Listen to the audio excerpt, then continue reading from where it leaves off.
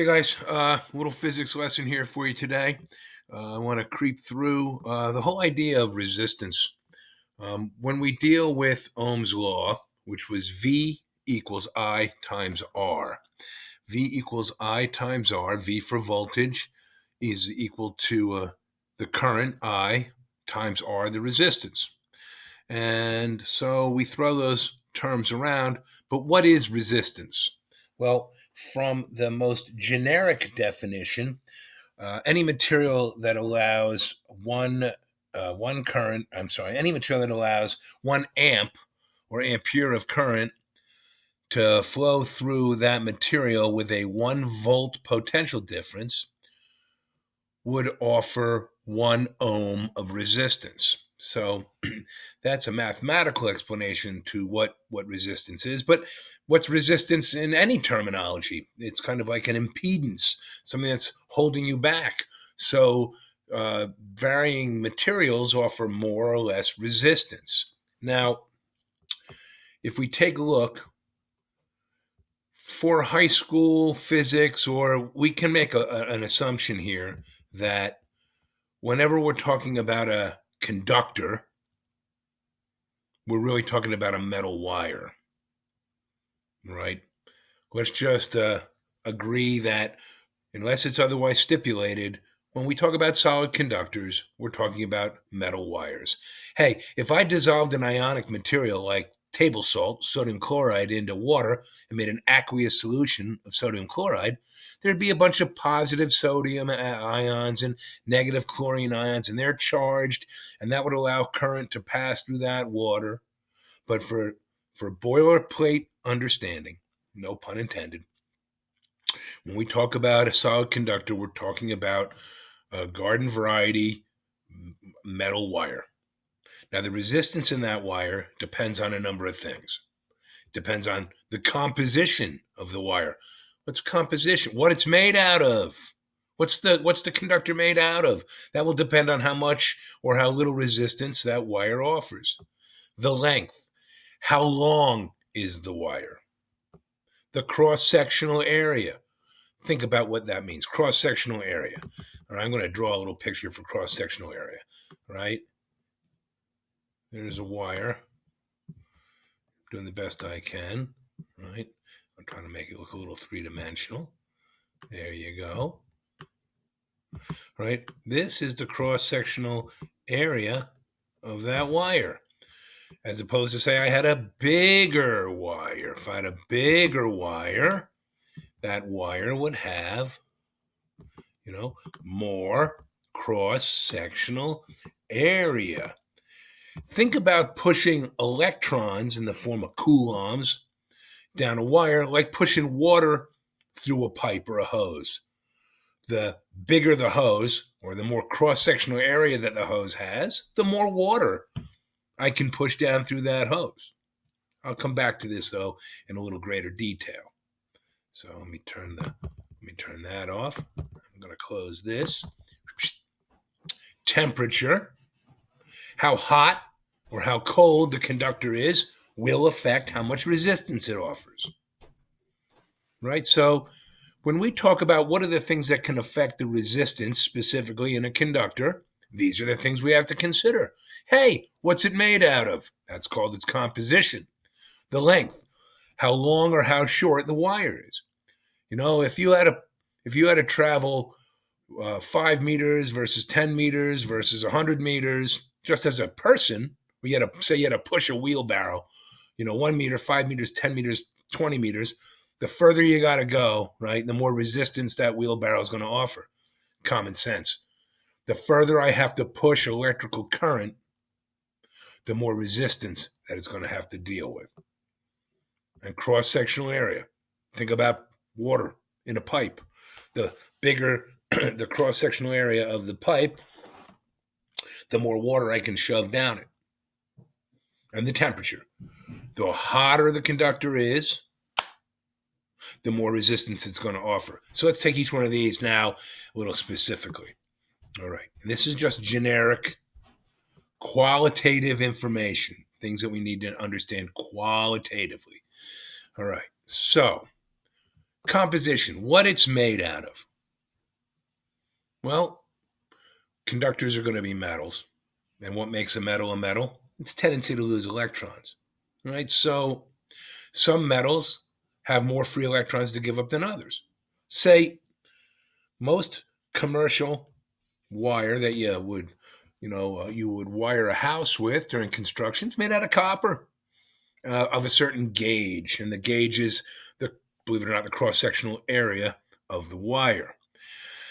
Now there was a time when it is no longer it no longer meets code, but there was a time where you could wire a house with aluminum wire. It was a little cheaper than copper.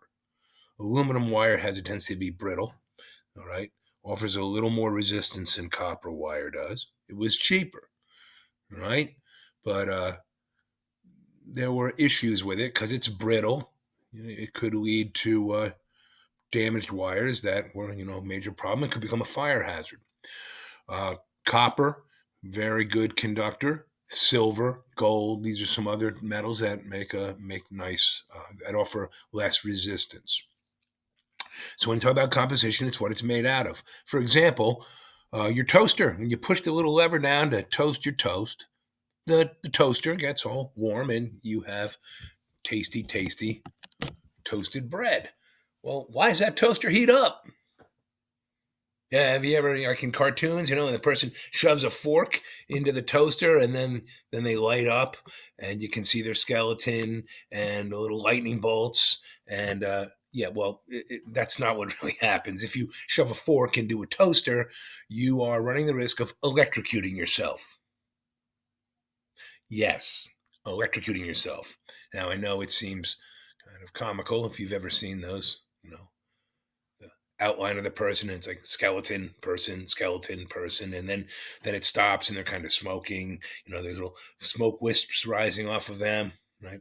Don't shove a fork into a toaster, because the little things that you see heating up,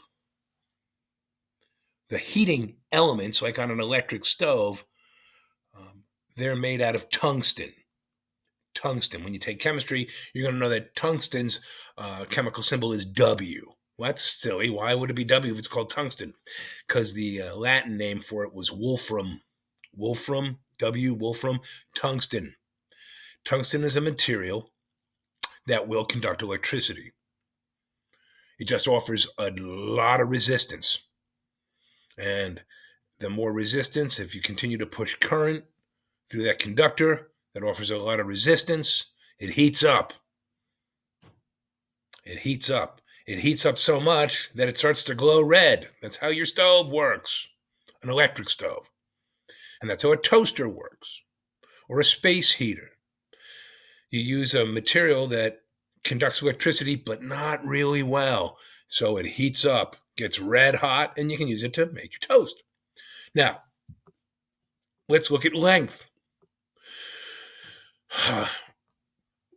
Length is directly proportional. The resistance is directly proportional to the length. What does that mean? The longer I make the conductor, the more resistance it's going to offer to push a fixed amount of current down it. So if I'm pushing a certain amount of current through a certain length of conducting wire, and it offers 10 ohms of resistance. If I double the length, keep everything else the same, I'm going to double the amount of resistance, because resistance is directly proportional to length. Direct proportionality. As the independent variable increases, the dependent variable increases. Increase the length, increase the resistance proportionally. I triple the length, I would triple the resistance. Cut the length in half, I would cut the resistance in half. It's common sense. Now, cross-sectional area is just the opposite. It's inversely proportional, but that makes sense. If I'm trying to push all this electricity down a little tiny wire, it offers a certain amount of resistance. If I doubled the cross-sectional area, what have I literally done? By doubling the cross-sectional area, I must be using more material. If the material's copper, that means more copper atoms. If there's more copper atoms, then there's more electrons for each copper atom to offer up, so there's plenty of them. Think of it this way. If we had a commercial kitchen and we were, serving lunch, like a diner, right? And you only have two pans, right? If you only have two pans to cook with, and one or two people come in, well, you got enough pans to cook your food and get your food out. But if you only have two pans and 20 people come in, you're going to be working really, really fast to try to get those meals out. So if I started to increase the availability of pots and pans, say I had 20 pots and pans and you had 10 people come in, well, suddenly there's not so much stress, right? There's not so much resistance to cooking those meals. So when you increase the cross-sectional area of a conducting wire, that in essence is what I've done. I've provided more material to give up their electrons and push them down the wire. So cross-sectional area is inversely proportional to the resistance. Temperature, this is a really good one. Temperature. As the temperature goes up in a wire, it increases its resistance. And what happens when something's resistance increases? Its temperature goes up. And then we have this very nasty wheel within a wheel, right? So let's pretend you're using something that draws a lot of current. Let's just say a space heater. And maybe you don't have a lot of money. And so you go and you buy a space heater that draws a lot of current. And you plug this thing into your wall outlet. But you don't have a long enough extension cord. So you go to Dollar General and you buy a bunch of 6-foot, really cheap extension cords. Why are they really cheap? Because they use a very small gauged wire. The wire has a very small cross-sectional area. And I plug 1, 2, 3, 4, 5, 6 of them together because the only plug I can access is in the other room. Now I'm pulling current a long distance, directly proportional. Resistance is directly proportional to distance. And it's inversely proportional to cross-sectional area. So I'm trying to pull this current a great distance, which directly impacts the resistance, and I'm trying to pull it through a little tiny gauged wire, which also increases its resistance because it's inversely proportional to cross-sectional area. Bigger cross-sectional area, smaller resistance. Smaller cross-sectional area, bigger resistance. So now I'm pulling it further through a little tiny wire, and I offer a lot of resistance. And what's the wire going to do? It's going to heat up. It's going to heat up because I'm trying to pull that current in a situation where a lot of resistance. Now, how does temperature affect resistance? Higher temperature, more resistance. So by the very nature of trying to pull this current too far through too small a wire, I increase the temperature of the conductor, which in itself then affects the resistance by pushing it up. And this is how fires happen. This is how electrical fires happen. The conductor gets so hot that it melts and catches the plastic insulation on fire, which then may catch, a pile of papers or a curtain or your bedding or your carpet on fire, right? That's how those things happen. It's all just a matter of science. So that's all the qualitative stuff, right? The things that we just need to understand conceptually. What are the things that affect resistance? Length, cross-sectional area. What is it that it's made out of, right? How does temperature affect it? But we also can quantify resistance. We quantify resistance through a thing called resistivity.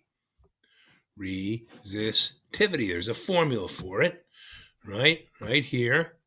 You see if I can't. It's going to let me do this. Let's see here. We want to fix the position. Let me bring this over here. Okay. We talk about resistivity. Here's a formula. Capital R stands for resistance. Capital R is equal to this funny looking symbol here. Looks like a little p. Well, it's the Greek letter rho. It's the Greek letter rho, little p. Capital L stands for length, and capital A stands for cross-sectional area, right here. Capital R is resistance in ohms. Little p is resistivity, and it's measured in ohm meters. And the length of the conductor, M, is how long the conductor is, and A stands for the cross-sectional area. So if we take a look over here, the unit for rho is ohm meter, right? And the unit for length is meter. So what's an ohm meter times a meter going to equal? An ohm meter squared, right? And what's the unit for area? The unit for area is meters squared. And if you can't remember that, just think logically. How do we calculate the area of a square? Area, that's not a square. That looks like I don't know what that looks like. So let's erase that and we'll try it again. So I'm going to erase. Thanks for being patient there, kids. So for argument's sake, there's a square. If I wanted to know the area of a square, it's length times width. But if you use the Tocco method, we just don't care about numbers, we care about units. If I measured the length in meters and I measured the width in meters, right? That's a meter. Wow, this is painfully tedious. All right. What's a meter times a meter? Well, what's x times x? X squared. What's a times a? A squared. What's meter times meter? Meter squared, right? So if the unit for resistivity is the ohm meter, and the unit for length is the meter, and the unit for area is meter squared, an ohm meter times a meter would be an ohm meter squared. And that's a 2, folks. Therefore, an ohm meter squared divided by meter squared, I can cancel this, I can cancel this, I can cancel this, and what unit am I left in? Ohms. And by the way, what's the unit for resistance? Ohms. Easy peasy. Let me see if it'll let me go to, it does. No way. Okay, beautiful. So let's go to the reference sheets, because all of this might seem awfully overwhelming to you. No, not really. Everything you could possibly need, if you use your head and you're patient and you think about what you've been taught up to this point, everything you need is in the reference sheets. So I just showed you this formula right here. Formula for resistivity, right? Resistivity. If you don't remember what those things are, look, capital R, resistance, all right? What is little p? Resistivity. What's capital A? Cross-sectional area. What's capital L? Length of the conductor. Right here, length of the conductor. So I don't understand. How am I supposed to know what P is? Well, you know what P is if you look right down here. You go. Oh, look. Resistivities at 20 degrees Celsius. At 20 degrees Celsius. So we erase. Ghost checks here. And all that's telling me is that's telling me. Wow, that's kind of weird. Why is it doing that? All right, don't behave. I don't care. Don't behave for me. I will use the pointer from the cursor. Resistivities are at 20 degrees Celsius. And they have quantitative value. They have values assigned to them, all these different materials. So you could get a question that says something like, what would the resistance be in a 4-meter long piece of copper conducting wire if it has a cross-sectional area of 0.005 meters squared. That sounds hard. No. You write down the given. You write down the word given. You write down the givens, what you were given, right? They didn't give me a number for the resistivity of copper. I said it was copper. So you go to the table and you go, oh, resistivities. What's the material? Copper. Oh, it's 1.72 times 10 to the negative 8th ohm meters. And I think I said it was 4 meters long times 4 meters divided by the cross-sectional area. What did I say? 0.0005 meters squared. Okay. So you multiply the resistivity in ohm meters times the length that I gave you in meters. That's an ohm meter squared. And then divided by the area I gave you in meters squared. You're left with ohms. Use your calculator and you're done. All right. If you have been doing your work, I told you to work up through circuit combinations. That's the best I can do using Screencastify. I know it's slow coming. I'm going to do another lengthy video on YouTube. The new one should be up. I will double check. The new one should be up. It's Friday. It's almost 3:00 on Friday, so you may not check in on this. I'll send you guys a text. Enjoy your weekend and stay safe. Talk to you. I'll talk to you soon. Bye-bye.